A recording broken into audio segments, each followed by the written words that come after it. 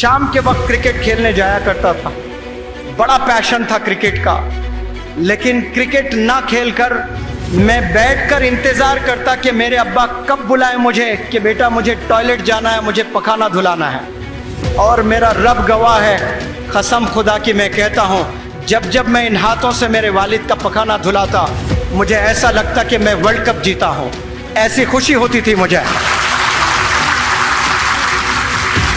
और मैं समझता हूँ कि वो पैरालिसिस की हालत में जो मेरे अब्बा हुजूर अपने हाथों से पखाना नहीं धो सकते थे, एक नौजवान बच्चा और वालिद की खिदमत कर रहा है, उस वक्त में मेरे वालिद ने क्या दुआ की पता नहीं मुझे।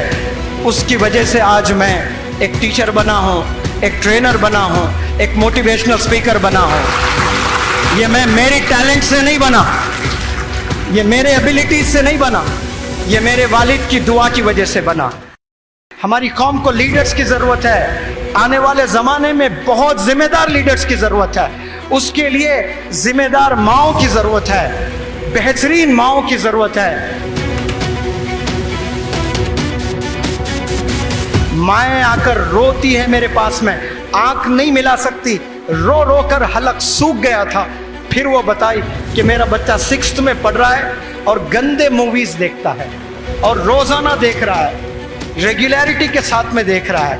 वो कल जाकर कुछ पाएगा लाइफ में, बल्कि उसकी उम्र क्या है, 8 साल उम्र है, 9 साल उसकी उम्र है, 10 साल में पूरा बिगड़ गया है। वो इतनी गंदगी हो गई है कि ऑटो ड्राइवर से इश्कबाजी कर रहा है, नौकरों से इश्कबाजी चल रहा है, इलेक्ट्रीशियन घर में आए तो इलेक्ट्रीशियन से इश्कबाजी हो रही है, गैस वाला बंदा आया गैस वाले से इश्कबाजी हो रही है, ज़ोमैटो के नाम से कोई बच्चा देना आया, दिया, बर्गर दिया है, पिज़्ज़ा दिया है, आपने लिया, कोई लड़की ली है, इश्कबाजी शुरू हो गई है। इसीलिए अल्लाह ने पर्दा किया है, इसीलिए अल्लाह ने मना किया है। अल्लाह बेहतर जानता है तमाम चीज़ों को। क्यों अल्लाह ने नामहरम से दूर रखा है? ये इसलिए रखा है क्योंकि हर इंसान पर शैतान सवार है।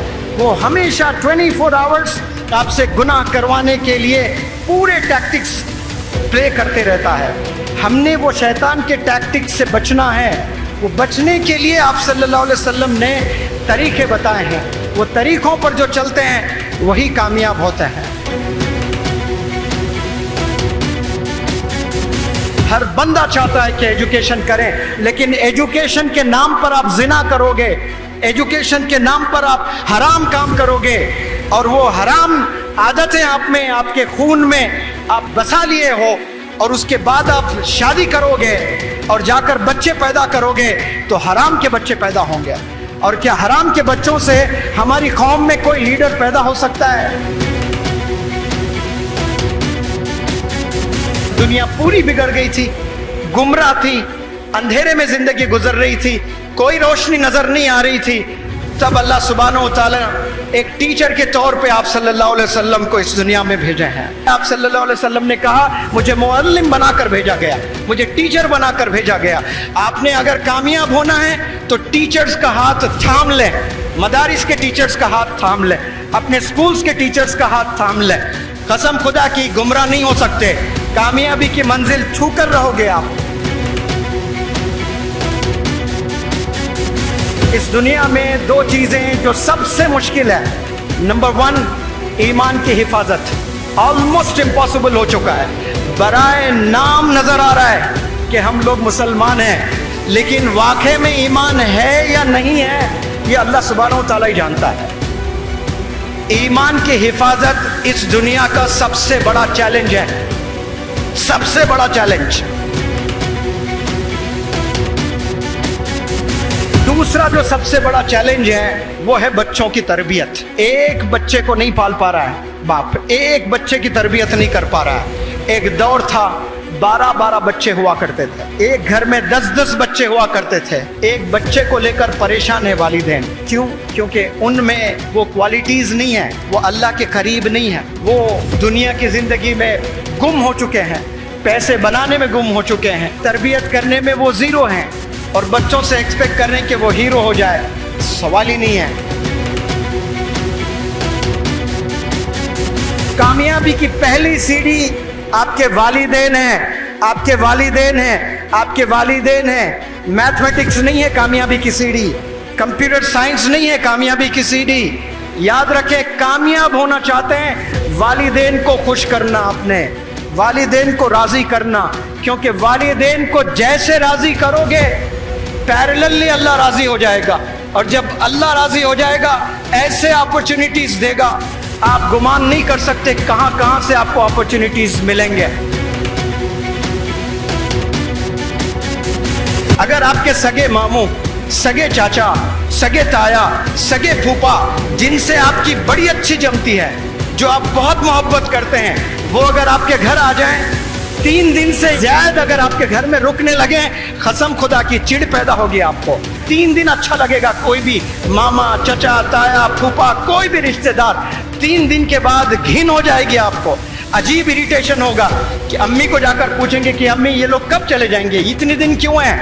تو آپ کو نہ جانے کتنے دن سے آپ کے ابا حضور پال رہے ہیں, آپ فیل ہوتے جا رہے ہیں, آپ فیل ہوتے جا رہے ہیں. 10 سال فیل ہوئے, ابو نے کبھی کھانا نہیں روکا آپ کا, ابو نے ہمیشہ 3 وقت آپ کو کھانا دیا ہے, اور اس کے بدلے میں آپ نے آج تک کچھ ابا حضور کو تحفہ دیا ہے؟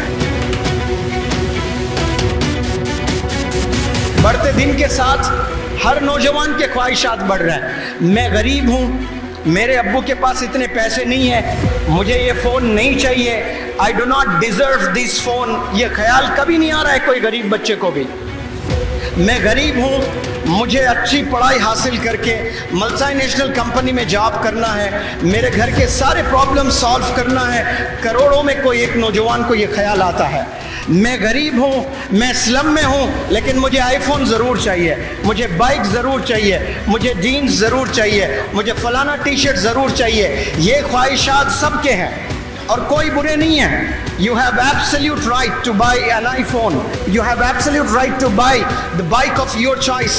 والد کے پیسوں سے نہ خریدیں, آپ اپنے خود کے پیسوں سے خریدیں, تب پتہ چلے گا کہ ایک روپیہ کمانا کتنا مشکل ہوتا ہے. آج شہر جائیں, حیدرآباد, بنگلور, ممبئی, ایسے بڑے بڑے شہر جائیں آپ کو ایسے بھی ینگسٹرز ملیں گے جو گریجویٹس ہیں, جو انجینئرنگ کیے ہیں, جو پوسٹ گریجویٹس ہیں, جو MBA کیے ہیں. یہ کرنے کے بعد نہ جانے کتنے ینگسٹرز آج سویگی میں کام کر رہے ہیں, آج زومیٹو میں کام کر رہے ہیں, آج اوبر اولا گاڑی چلا رہے ہیں. اس کے لیے کیا مسلمان قوم پیدا ہوئی ہے کہ ہم لوگ سویگی گھر گھر جا کر کھانا ڈالیں؟ کوئی حرام کام نہیں ہے, بالکل حلال ہے.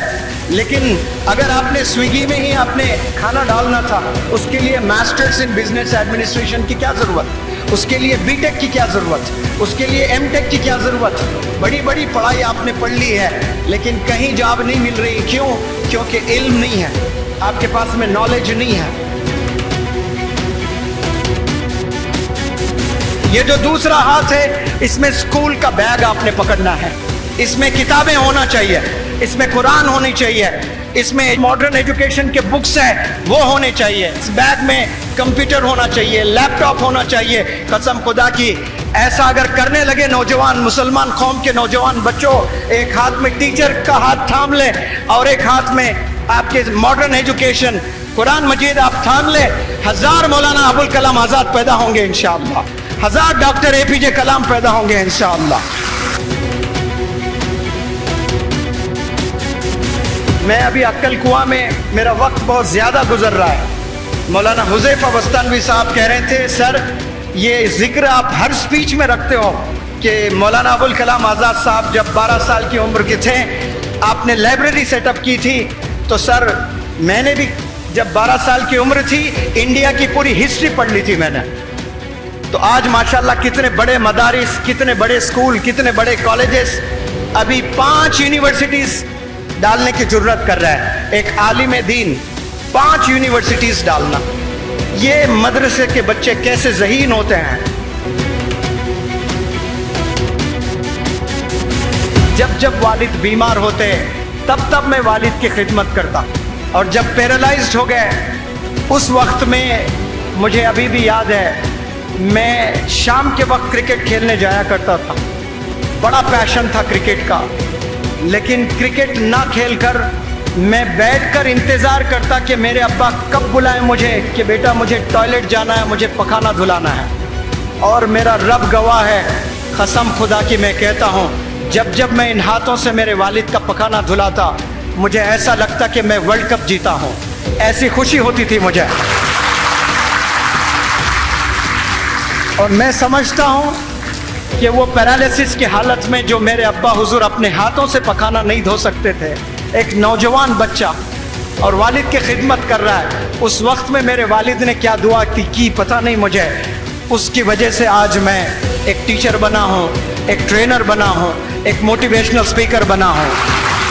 یہ میں میری ٹیلنٹ سے نہیں بنا, یہ میرے ایبیلٹیز سے نہیں بنا, یہ میرے والد کی دعا کی وجہ سے بنا.